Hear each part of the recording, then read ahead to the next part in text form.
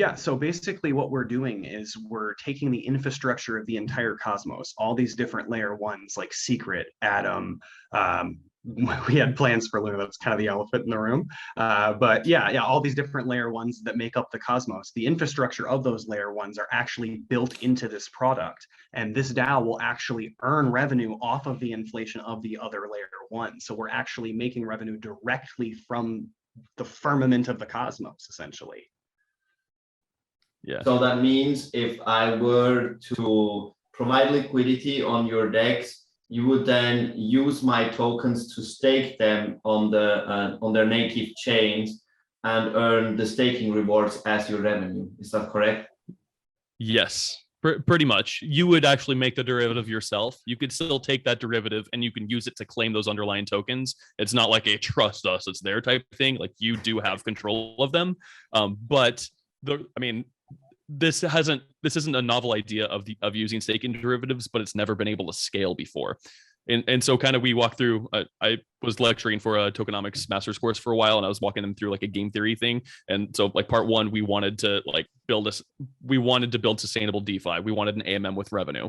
The easiest way to do that is through staking derivatives. The problem with that is that staking derivatives don't scale. Usually they're auto compounding derivatives, which means you're not actually also earning your staking rewards. You're liquidity providing with an asset that's gaining value, and permanent loss is necessary.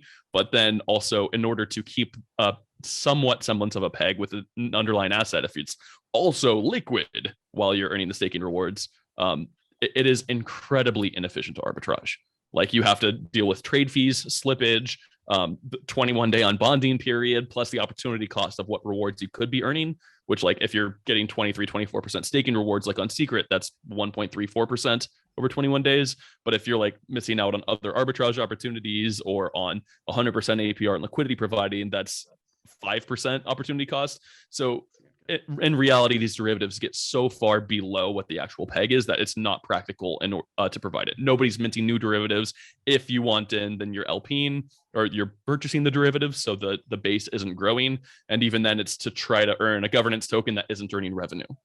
So instead, we're like, what if the users actually kept their rewards when they LP their tokens? Then they don't hold that token, so the reward would be going to the liquidity pool directly. And then if it's going to liquidity pool directly, instead of having all these different LP pools earn the tokens directly and then send it to one hub and then distribute it to make there be less attack vectors, we're just going to be like, you know what, only use our derivative on our platform, but all of it will come from one central place where we can send it through a bulk distributor. Everything's automated. It'll go to the different addresses based on the weights we have set so that we're automatically getting buy-side pressure to the derivative. Why buy a derivative when you could just mint it? Well, we're buying it. We're allowing it to be arbitraged when the pools are unbalanced, so it's profitable to keep the pools balanced, which means we can actually arbitrage across to make more and more of our own derivative as our liquidity builds. So not only does this give revenue, does this give our governance token an actual sizable fund of millions of dollars year one that it governs. So it's not just governing parameters, it actually governs a significant fund of other tokens, not just of itself.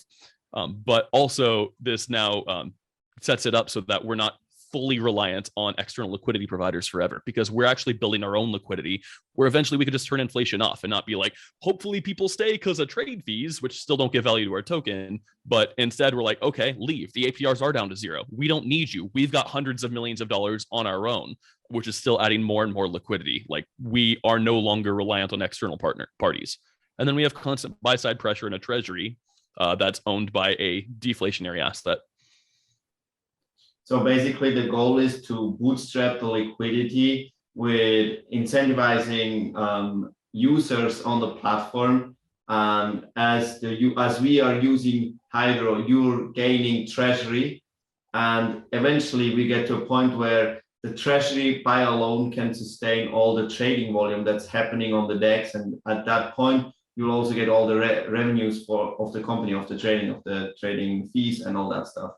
Almost. Absolutely. So almost not the trading volume. So users would still be the ones that come through and trade. Right. But in order for AMMs to function so that people can trade, you need the liquidity. We will have all of the liquidity ourselves. So, I mean, the initial model from Uniswap to what we've seen, like it has the right idea. Like you can have a governance token, give this out or whatnot. It gives higher incentives to keep liquidity. The issue is they don't actually give value to that token. And then they're also constantly dependent. So the token just keeps inflating, but they don't have any more of their own liquidity. They're still just as dependent on external liquidity providers. And that's completely unsustainable. So that's why we see all this high turnover in farms as they fail and come up to a new one. This one now has 100% APRs. Then they sell the token down to 0, move on to a new one. But people keep getting tricked into buying these AMM tokens. We're not even coming here like, oh, please buy our token so the APRs are high. Sell it. We don't care. We don't have a 3,3 mentality. We have a legitimate business model. We're not saying these ones are offering 100% APR. We're offering 400% APR. We're saying that anybody that's offering 100% APR in a token with no value is not going to last. We are. Yeah, and I mean, that's what we see with all those DEX tokens. They're just consistently losing in value, and the people that eventually invested in them, they're losing a lot. And obviously you need the tokens to farm, right? Because usually the pairs are always paired with their own token. So you're forced to buying them. And the game theory is, you keep accumulating, so you get more and more rewards. But at some point, it's a game of chicken, right? At some point, people just get out, and at that point, the governance token will lose all its value and go to almost 0. And someone's left stuck holding the bag. Inevitably, there's always someone, and obviously, usually in these cases of large communities, there's a lot of someone's left holding the bag with their assets left, in a fraction of what they invested. And it's a really bad scenario for the future of DeFi if we continue down this path and don't provide sustainable opportunities and real platforms that provide real value to the real world. If we don't translate this into the real world, then we don't actually provide long-term opportunities, then this all just continues to look like a joke and the space will never mature.